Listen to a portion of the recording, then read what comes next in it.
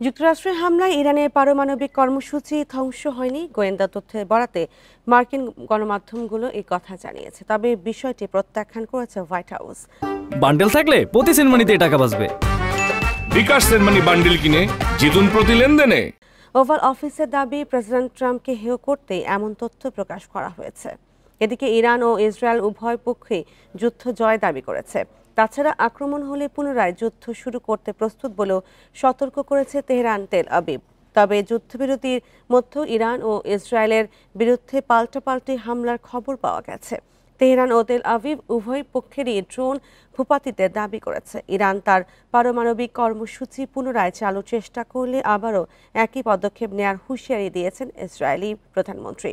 অন্যদিকে স্বার্থ বজায় রেখে ইরান আলোচনায় বসতে রাজি বলে জানিয়েছেন দেশটির প্রেসিডেন্ট মাসুদ পেজেশকিয়ান।